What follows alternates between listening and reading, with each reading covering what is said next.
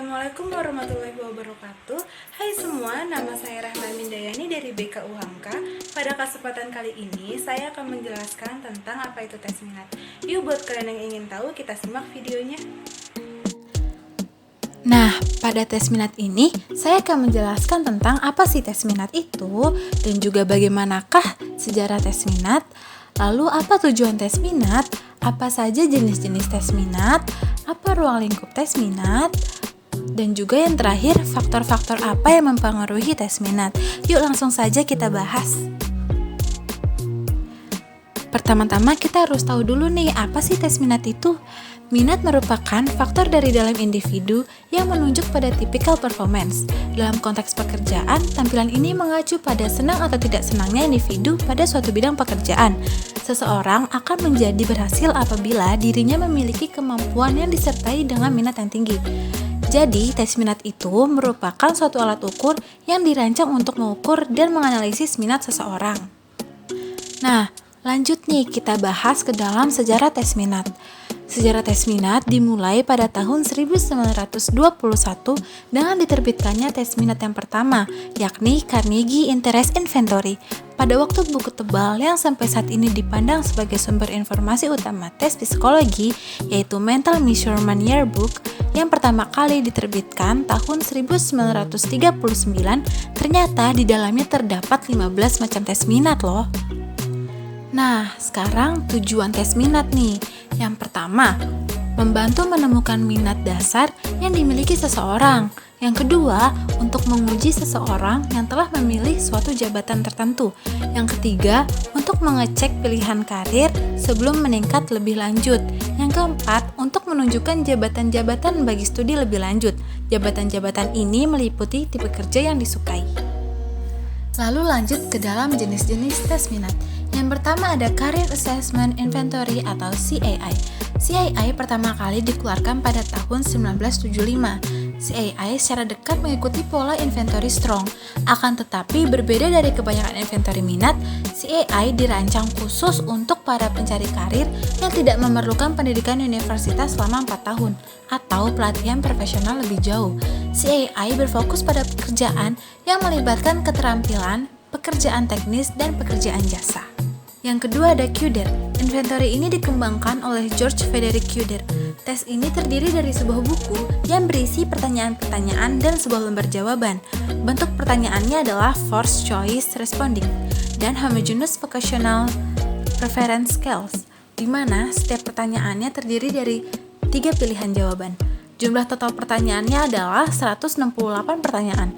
Tes ini dapat disajikan baik secara individual maupun klasikal, dan waktu penyajiannya tidak dibatasi, tetapi biasanya dapat diselesaikan dalam waktu 40-60 menit.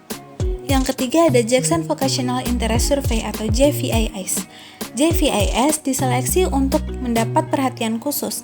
Pertama, karena JVIS merupakan contoh dari prosedur penyusunan tes canggih, dan yang kedua karena dalam berbagai aspek pendekatannya berlawanan secara tajam dengan diikuti dalam SII.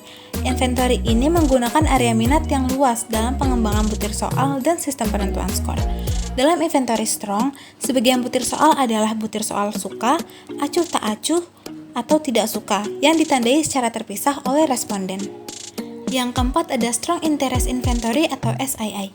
Pertama kali diterbitkan pada tahun 1927 dengan nama Strong Vocational Interest Blank atau SVIB.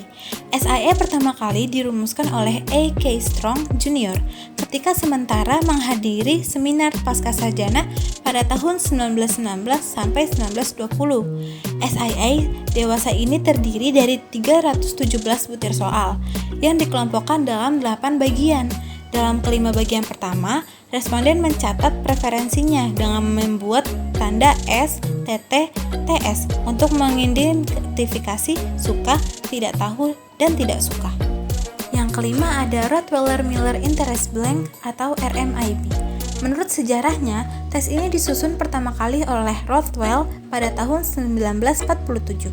Saat itu tes tersebut hanya memiliki 9 jenis kategori dari jenis-jenis pekerjaan yang ada. Kemudian pada tahun 1958, tes diperluas menjadi 12 kategori oleh Kenneth Miller. Sejak itu, tes minat ini dinamakan tes minat Rothwell-Miller.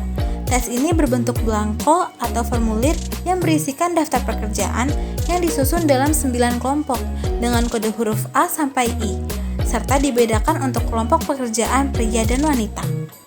Nah, yang terakhir nih, yang keenam, ada Self-Directed Search atau SDS.